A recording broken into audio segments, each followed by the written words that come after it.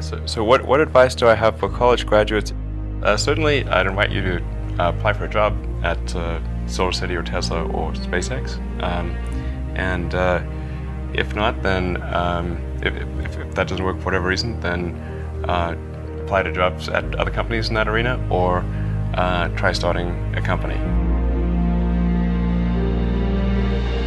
If you study engineering and you figure out how to design new things, then it's relatively easy to start a company. You just need to get a few like-minded people with you. Although I have to say that the space business is quite hard to start a company in the space business because it's such a capital-intensive business. So it may be better to do something in solar power, or if you're going to do it in cars, do it as kind of a component supplier for cars or something like that. Musk has college degrees in business and physics, but SpaceX is his first venture in aerospace. How did you get the expertise to be the chief technology officer of a rocket ship company? I do have a physics background. That's helpful as a foundation. And then I read a lot of books and talked to a lot of smart people.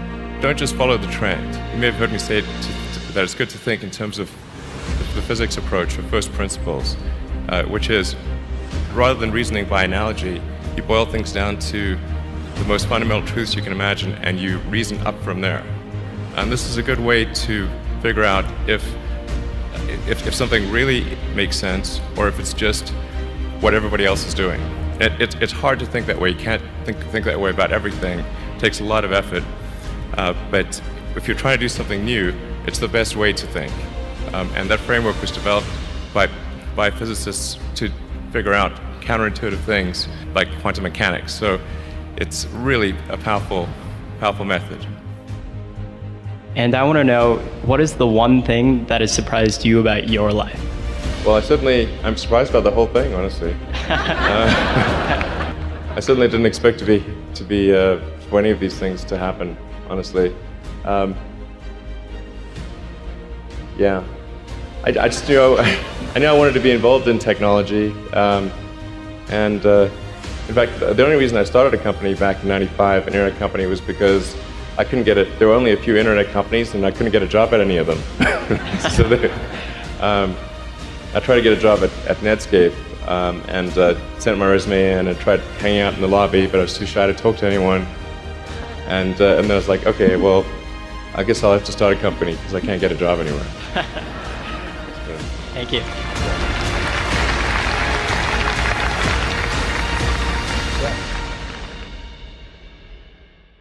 In fact, I think I feel fear quite strongly. But if what we're doing if what I'm doing I think is important enough, then I just override the fear. Mm-hmm. So, but it's not as though I feel like more strongly than I would like. What drives you? What is it that when you wake up in the morning, do you see a problem and you want to solve it? The thing that drives me is that I want to be able to think about the future and feel good about that. We're doing what we can to have the future be as good as possible. To be inspired by what is likely to happen, and to look forward to the next day. So that's what really drives me is trying to figure out how to make sure that things are great and going to be so, and that's the underlying principle behind Tesla and SpaceX. Is that I think it's pretty important that we accelerate the transition to sustainable generation and consumption of energy. It's inevitable, but it matters if it happens sooner or later.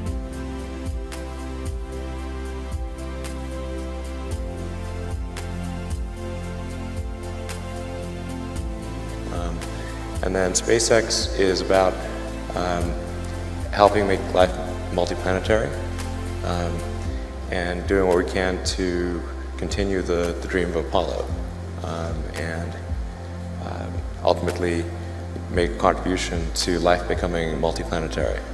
Let's talk a little more about that. I think everyone is very interested in that when you say making life multiplanetary. Yeah, that's exciting. It is exciting. So what's your vision there? You know, I think, you know, particularly for Americans, you know, like think about America is a nation of explorers. People came here from other parts of the world that, you know, chose to give up the known in favor of the unknown. So I think exploration, like I think the United States is a distillation of the human spirit of exploration, and so that's why it appeals to Americans so much. You know, you can see this when, say, there was a shuttle tragedy, and 7 people died, and that's terrible. But you know, a lot of people die all the time. But why do we care so much? Because it was the dream of exploration that was dying along with those people. That's why.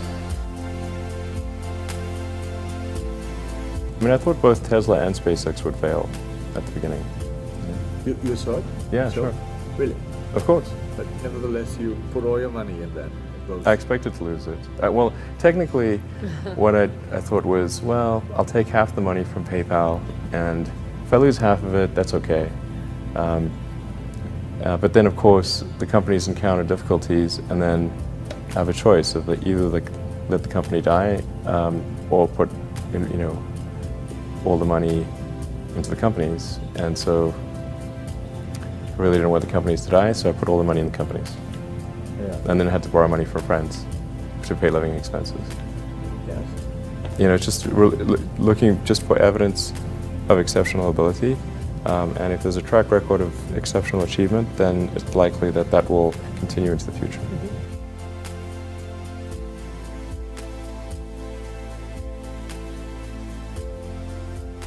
Well, it really depends on the stakes. If the stakes are high, if it's really important, then I will overcome the fear and just do it anyway. But essentially, I mean, I just drive overrides fear, but I feel the fear. It's kind of annoying. I wish I didn't. Okay. I wish I felt it less.